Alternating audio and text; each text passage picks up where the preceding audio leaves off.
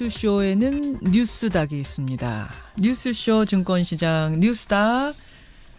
요즘은 뉴스닥은 저희가 스페셜로 다양한 분들을 여러분께 소개해드리고 있는데 오늘은 많은 분들이 요청했던 조합입니다. 이른바 석브라더스. 제가 그냥 마음껏 붙였어요.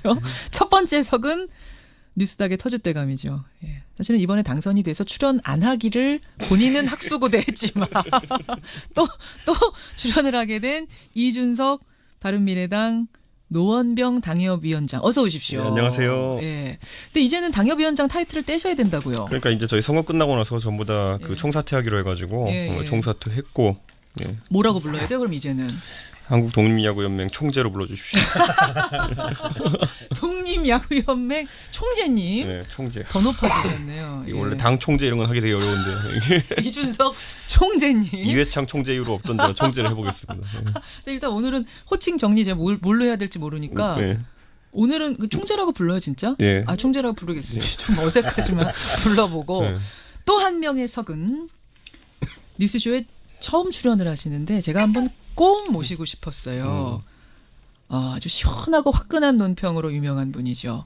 양문석 공공미디어연구소 이사장. 어서 오십시오. 안녕하세요. 시골 방송인 양문석입니다. 시골 방송인 왜 시골 방송? 그 방송을 하루만 서울에 와서 월화 방송하고 수요일부터 또 그 일요일까지는 예. 그 통영에 살고 있는 삶의 근거지가 통영이기 때문에요. 예. 그 방송하러 4시간 30분의 버스를 타고 왔다가 세상에. 그리고 심야 버스를 타고 내려가는 시골 의사 방모모 있었잖아요. 저 이제 시골 박경철 의사처럼. 방모모처럼 시골 방송인 양문석으로 불러주세요. 시골 방송인 양문석 이사장님. 아니 뭐 오늘 총재님 이사장님 네. 너무 호칭들이 무겁지 않아요? 좀 그러네요. 뭐 우리 이준석 총재는 총재가 좀 어울리긴 예. 하나 저한테 이사장 이렇게 하면 가벼운 양문석의 무거운 직책 이런 거 상당히 불편합니다. 제가 원래 양문석 박사님 이렇게 부르거든요. 박사님 괜찮으세요 그러면? 아우 제가 그러면 박사인데 예. 박사라고 부르는 게 당연하죠. 자 오늘 박사로 그럼 네. 호칭은 정했습니다. 뉴스쇼 애청자들은 이제 처음 만나보실 거예요. 양문석 박사님. 평소에 방송은 들으시죠 뉴스쇼? 네. 직접 와보니까 어떠세요 이 스튜디오? 한 10여 년 만에 그 출연을 했는데요. 예. 상당히 변함이 없다. 정말 변함이 없다. 도대체 CBS 경영진들은 스튜디오에 대해서 어떤 투자를 하고 있는가. 아니 왜 이러세요? 김현정의 뉴스쇼가 사실상 CBS를 먹여 살리는데 정말 변함없이 10여 년 전에 그 장비와 그 시계와 그리고 밖에 PD의 얼굴, 엔지니어의 얼굴만 좀 바뀐 것. 이거 외에 바뀌지 않았다. 그리고 우리 김현정 예. 이 PD의 얼굴이 예. 주름이 좀 늘었다. 이 정도가 10여 년 전과 달라진 것 없네요. 참 안 바뀌네요. 박사님. 네. 오랜만에 출연하셨는데 이러시면 곤란합니다. 뭐 제 입장에서 항상 마지막이라고 생각하고 방송을 합니다. 영업 정지 처분, 출연 정지 처분을 워낙 많이 먹었기 때문에. 알겠습니다. 여기까지. 괜한 걸 시켰어요. 양문석 박사 나오시자마자 셉니다. 자, 이 두 분 석브라더스와 함께 오늘 함께하는 뉴스닥. 바로 들어가야겠네요. 오늘 뉴스닥 상한가부터 좀 짚어보겠습니다. 네. 먼저 양문석 박사님 상한가. 네네. 저는 월드컵 선수들이라고 이제 정리를 했는데요. 월드컵. 예. 우리가 이제 여기서 왜 월드컵 선수들이냐면 독일전 추가 시간에 예. 우리가 이제 두 골을 넣으면서 그동안 1차전, 2차전에 그 엄청난 비난을 예. 한 번에 이제 털어냈단 말이에요. 맞습니다. 제가 준비를 좀 해왔습니다. 뉴욕 양키스의 전설적인 포수 요기베라. 40년대, 50년대 이제 뛰었던 선수고 70년대 뉴욕 매치 감독을 했었습니다. 예. 명언을 2개를 합니다. 뭡니까? 야구는 9회 말 투 아웃라고 하는 것들을 딱 축구로 바꾸면 축구 후반전 추가 시간부터 이렇게 좀 정리를 맞네요. 해봤고요. 맞네요. 그다음에 이제 요기베라가 또 유명한 이야기를 했죠. 끝날 때까지 끝난 게 아니다라고 그렇죠. 이야기를 했었잖아요. 그렇죠. 사실상 끝날 때까지 끝난 게 아닌 것을 우리가 독일전에서 보여줬다. 제가 이제 토영에 살고 촌에 사니까 예. 저같이 유명한 사람을 보기 힘들잖아요. 촌 사람들은. 그래서 저를 보면 많은 이야기를 겁니다. 통영분들 항의 옵니다. 우리가 어쨌든 왜 촌이야? 여기 통영까지 이게 전파가 안 갈 거예요. 갑니다. 많이 들으세요. 그래서 이 주위에 있는 이제 선후배들이 저한테 독일전을 보고 나서 문수가 참 세상은 축구하고 똑같네. 끝날 때까지 끝난 게 아니더라. 이런 말씀들을 많이 하시면서 예. 자신들의 삶을 독일전의 한국 대표팀을 보고 많이 또 그 자극을 하고 의미 부여를 하더라고요. 정말 끝날 때까지 끝난 게 아니구나. 네. 설마 우리가 독일을 네. 비기는 것도 아니고 그 이야기는 많이 1대 0도 했잖아. 아니고 아니, 2대 0. 김 PD 그 이야기는 많이 했잖아. 좀 무슨 새로운 얘기하시- 이야기. 새로운 얘기 해보세요. 우리가 네. 독일전의 결과를 우리 삶 속에 어떻게 적용시킬 것이고 그 독일전의 한국 대표팀의 그 모습들을 우리의 현재에 있어서 어떤 의미를 부여할 것인가 이런 이야기를 해야지 계속해서 뭐 스포츠 프로그램도 아니고 그 이야기 계속 하는 거는 아니 하세요 그러니까. 다 예. 했어요 이제.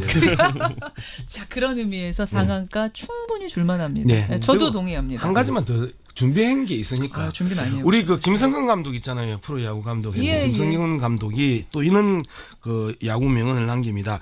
한계를 설정하면 당신은 진다.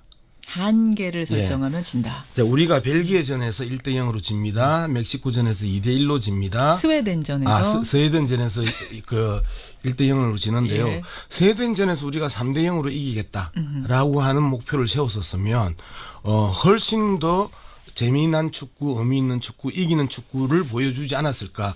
너무 한계를 그 설정하고 예, 예. 1대 0이라도 반드시 이기거나 비겨야 된다. 예. 이런 그 이 목표 설정이 오히려 독이 되지 않았나. 그런 그래서 분석까지. 예, 김성근 감독이 이야기했던 모든 스포츠든 모든 삶의 그 경쟁이든 한계를 설정하면 진다라는 측면의 명언은 또 한 번 우리가 독일전과 스웨덴전을 비교하고 멕시코전과 비교했었을 때 또 한 번 깊게 아, 한번 좋은 새겨봐야 말씀이네요. 이사장님 다우십니다. 박사라. 박사가 이야기하면 박사며 학설이거든요. 이사장. 박사가 이야기하면 학설이고 예. 이거는 진중하고 깊게 말은 가볍지만 듣는 분들은 무겁게 받아들이셨으면 좋겠습니다. 그래요. 아니 근데 저는 어제 대구에 이제 출장 갔다 왔는데요. 예. 대구에 가 보니까 대구 분들이 원래는 정치적으로 굉장히 정치 얘기 많이 하시는 분들이거든요. 근데 어제 하루 동안은 가는 데마다 조현우 선수 얘기밖에 안 하더라고요. 골키퍼. 그러니까 이분들이 이제 원래 스포츠랑 정치랑 약간 비슷한 게 둘 다 약간 우리 팀 이겨라 성격의 그런 어떤 맞아요. 응원 문화가 있는 거거든요. 예, 그런데 뭐 심정적으로 예. 그러니까 대통령 탄핵당하고 이러면서 우리 팀이 한 2년 동안 계속 졌다라는 이미지가 좀 대구 사람들 머릿속에 있었던 것 같아요. 그러다가 이번에 국가대표팀의 선전 그리고 그 중에 핵심 멤버 중 하나가 대구에서 선수 생활하고 있는 또 조현우 선수였다 이런 분석하면서 예. 그 정치에서 약간 좀 그 한동안 패배 심리가 있었던 것을 네. 보상받는 그런 문화도 좀 있더라고요. 심지어 대구 FC가 지금 최하위거든요. 12위. 그러니까요. 근데 거기서 조현우 골키퍼 이렇게 잘해낸 거니까 그러니까요. 대구 분들이 더 기쁜 거죠. 원래 그러니까 대구도 스포츠인데 야구 같은 경우 자부심이 굉장히 센 도시였는데 예, 광주랑 예. 더불어가지고 맞아요. 최근에 한 3, 4년 동안 이제 삼성 라이온즈가 거의 그전 3, 4년 동안 1위만 하다가 바닥을 기었거든요. 그러니까요. 그러다 보니까 또 거기에 대한 또 보상 심리 아까 말했던 것처럼 대구 FC도 잘 못하고 네, 있었는데 네. 또 대구의 어쨌든 자랑이라고 이제 조현우 선수를 지켜올리기까지 맞습니다. 하니까 확실히 맞습니다. 약간의 힘이 되는 것은 맞는 것 같습니다. 또 하나는요. 문선민 선수. 아니 근데 그 인천 이야기 전에 유나이티드. 좀 그 자꾸 예. PD 진행자가 이 개입을 자꾸 하면 방송 재미가 없어요. 저기 양문석 지금 우리 박사님. 이준석 총재가 예. 대구 FC 이야기를 했었잖아요. 예. 이게 이제 스포츠의 정치학으로 또 한 풀어볼 필요가 있어요. 오늘 저기 뒤에가 우리 준비가 많이 예. 돼 있어가지고 80 축구 얘기만 하다 끝나면 아니, 안 돼요. 뭐 80년 강주 항쟁 이후에 예. 혜태 타이거즈가 그 호남 사람들의 가슴을 계속해서 달래주고 맞아요. 풀어줬잖아요. 예. 그다음에 IMF 시절에 박세리, 박찬호가 예. 또 우리 국민들의 가슴을 풀어줬잖아요. 여러 가지의 경제 상황이나 정치 상황이 어려우면 이러한 스포츠가 또 많은 위로를 준다. 이런 이야기를 하려고 그래요. 그런데 자꾸 목을 치라고. 자, 월드컵 대표팀을 상한가로 뽑아주신 양문석 박사에 이어서 이준석 총재가 꼽은 상한가는 뭡니까? 야 이거 솔직히 고민했거든요. 예. 예, 이분을 골라야 되나라는 고민했던 누구길래요? 게 이재명 이제 경기도지사 취임했죠. 이재명 지사. 예. 사실 왜냐하면 선거 기간 동안은 하한가 갈 뻔한 적도 많았는데 이번엔 상한가 확실히 맞아요? 저는 항상 상한가 기준을 이제 뉴스닥 청취자분들 아시겠지만은 예. 잘한다 못한다가 아니라 관심 받을 것이다로 이제 정하기 때문에 예. 그래서 이재명 지사가 이제 하는 행보들을 보니까 이번에 뭐 인수위 같은 경우도 크게 차린다 하고 이렇게 얘기했고 무엇보다도 왜냐하면 경기도지사는 지금까지 무덤이었어요 정치인들의. 예. 왜냐하면 인구는 1,300만 원짜리 제일 큰 광역자치단체지만은 결국 또 넓다는 게 하나의 독이 돼가지고 무슨 정책을 하려고 해도 제대로 되는 게 없는 약간 그런 이미지의 약간 광역자치단체였거든요. 그렇죠. 그러다 보니까 여기만 들어가면은 정치 생명이 이제 거기 끝난다라는 얘기가 많이 돌았었어요. 남경필 지사도 지금 그렇지 않습니까? 그러니까 전 왜냐하면 지사. 잘 생각해 보면 경기도 북부의 이해관계와 경기도 네. 남부의 이해관계가 같을 수가 없거든요. 보면. 김문수 전 지사 그렇고. 그렇죠. 그럼 손학규 지사도 그러네요. 물론 그 뒤에 대표까지 하고 했지만은 결국 대권의 꿈까지는 이루지 못했잖아요. 예. 그러니까 그런 것처럼 근데 이재명 지사는 지금까지 있었던 인물들과는 다르게 예. 완벽하게 개인기만으로 여기까지 온 것이 사실이고 아하. 두 번째로는 이슈 파이팅 능력이 아주 강한 분입니다.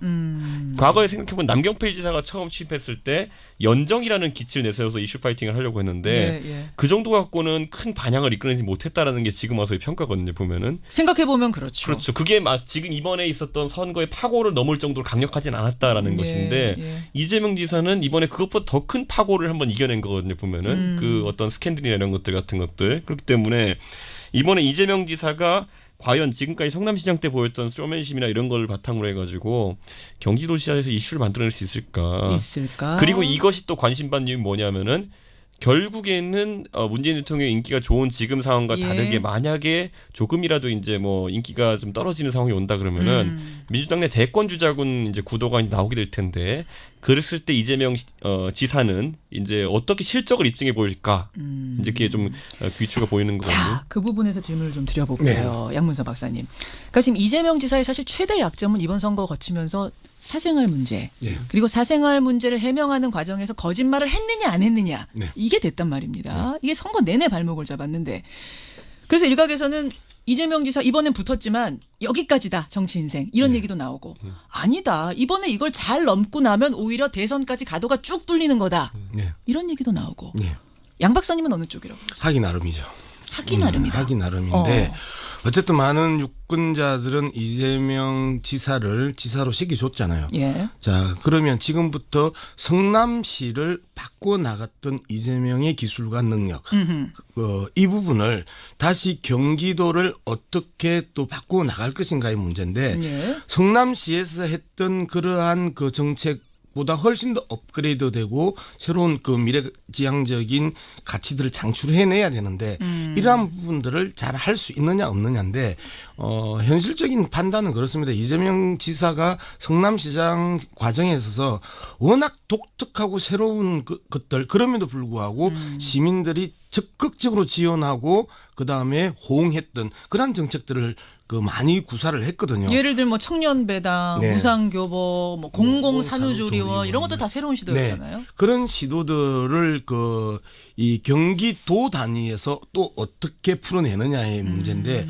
법의 그 아주 해박한 이재명 지사 입장에서 예. 행정법 관련 그 조례 관련들을 어떻게 요리해내느냐에 예. 따라서 대권 주자로서의 그 자리를 공고히 할 수도 있고 성남시의 재탕을 했었을 때는 예. 여기까지라고 그 할 수도 있고. 정말 능력을 보여주면 그럼 사생활 문제 이런 거는 잊어버릴 수도 자, 있다. 우리 국민이 우리가 잘 덮을 수도 보면요, 있다? 이제 정치인들 이 두 가지로 주제, 분류하자면은 보통 큰 틀에서는 능력을 입증한 사람들, 실적으로 예. 뻗어나간 사람들이 있고 한 가지는 또 이제 품성이나 인성 이런 걸로 평가받는 사람들이 있거든요. 그렇죠. 굳이 아까 말했던 첫 번째 부류를 살펴보면은 지금 와서 이제 좀 조심스럽게 언급해야겠지만 이명박 대통령, 뭐 트럼프 여기다 저는 이재명 시장까지 같은 이렇게 부류를 좀 묻고 싶거든요. 그러니까 결국 실적으로 이제 정치적 커리어를 쌓아가는 분들, 이분들이 뭐 비슷한 이념을 추구하고 있다 이런 게 아니라 그냥 성향으로 봤을 때 그리고 또 한 가지 이제 반대쪽 이제 품성이나 이런 걸 평가받는 거는 뭐 지금 와서 역시 조심스럽긴 하지만은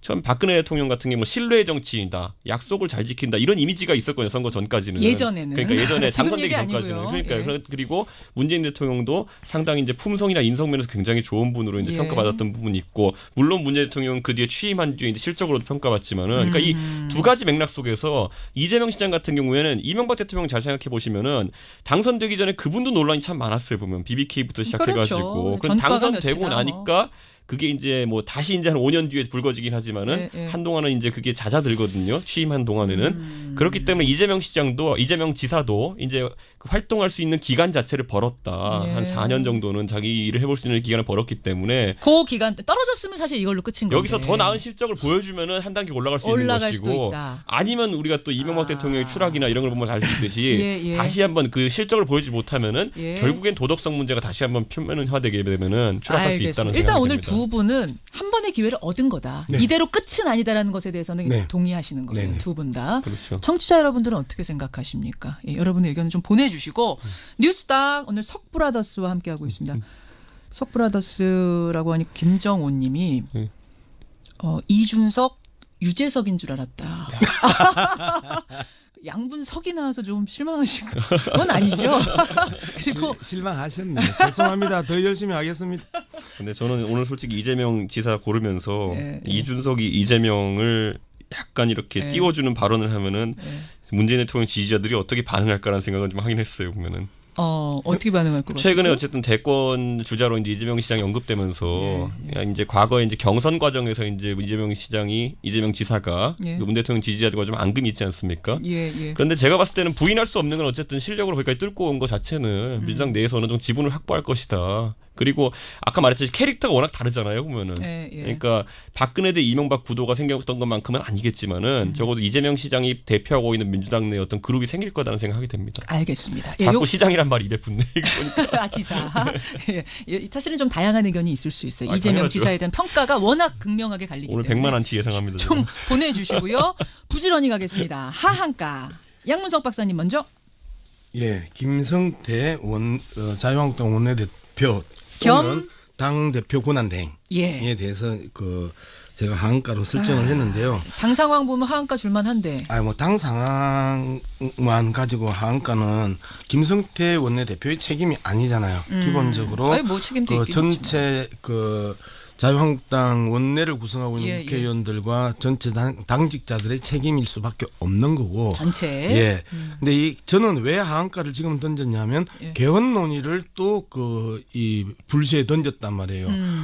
어제 어떤 방송에서 토론을 하면서 신의 한 수였다라고 이제 보수 성향의 평론가가 이야기를 하더라고요. 그래서 저는 헌신 한 켤레였다라고 이제 이야기를 헌신. 예. 이미 헐어버린 신. 예.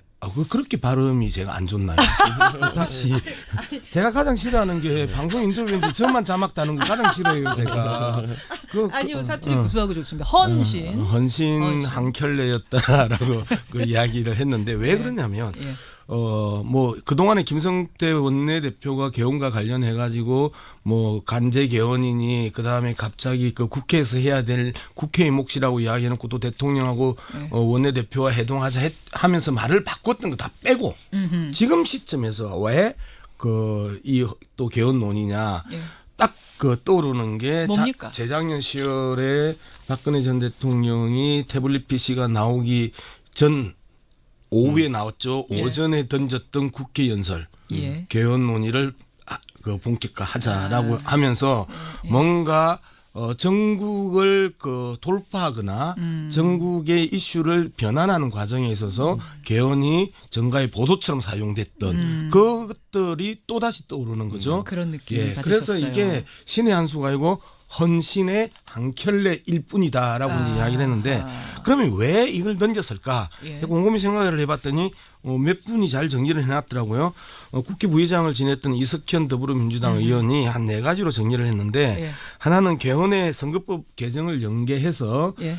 이제까지의 소선구제로는 이제 더 이상 필패와 참패와 완패를 예상하고 있기 때문에 총선에서 중대선구제로 전환하고 싶다. 예. 그다음에 이제 법사위원장을 반드시 사수해야 되니까 이 부분에 대한 논의에 초점을 흐리는 거다. 그다음에 당파 싸움의 눈가림이고 개업 입법 지연의 이 노림수다 이렇게 이야기를 해요. 예. 이런 측면에서 봤었을 때 저도 유사한 입장을 가지고 있는데 예. 정말 꼼수의 대가 아니냐 이 정도 되면 그런 좀 의미에서. 정치를 정면 돌파하고 정도로 가야 될 필요성이 있고 이게 지난 6.13 지방선거가 국민들이 정치권에 준 메시지인데 예. 또다시 헌 신발을 꺼내 드는 저 모습을 보면서 참 답답하다는 생각을 했습니다. 결국 그걸로 돌파 어려울 거다라는 그 말씀이신 건데 알겠습니다. 지금 하한가 시간이 별로 없어서 일단 이준석 총재의 하한가 듣고 얘기해 보죠.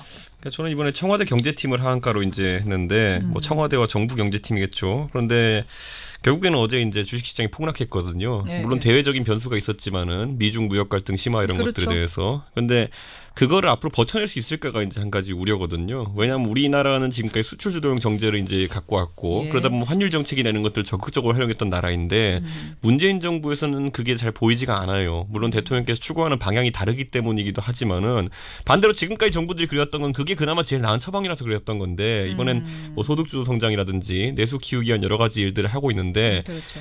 이 와중에 이제 다시 한번 방향전환을 하자는 김동연 부총리의 발언이나 이런 것도 있었는데 결국에는 원한대로 좀 가고 있거든요. 예를 들어 지금 곧 있으면 이제 최저임금 또 한번 정해야 되는데 제 주변에 자영업 하시는 분들도 그렇게 얘기하지만 학습 효과가 있어요. 작년에 올렸더니만은 실제 맞닥뜨리니까 올 초에 어떻게 되더라는 학습 효과가 있기 때문에 만약에 인상률 같은 것들도 그대로 유지한다고 한다면은 이번엔 더 빠르게 고용 절벽이 나타날 수 있다. 이런 현실의 의미도 있고 전체적으로 경제 변수들에 대해 가지고 최근에 너무 경직되게 대응된 건 아니냐라는 지적을 좀 할 수 있을 것 같습니다. 그래요. 아 역시 오늘도 이야기 뜨겁게 하다 보니까 하한가는 의견을 듣는 것으로 예, 더 토론은 좀 어렵겠고 양 박사님 네. 통영에서도 듣고 있습니다. 이 문자 꽤 많이 아유 고맙습니다. 예, 통영에서도 귀 기울이고 있다. 이런 문자 힘 입으셔서 더 열심히 활동해 주시고요. 오늘 귀한 걸음 해주셔서 정말 고맙습니다. 저랑은 정말 오래 알고 지내는 사이인데 정말 반갑습니다. 고맙습니다. 네. 양문석 박사, 이준석 총재였습니다.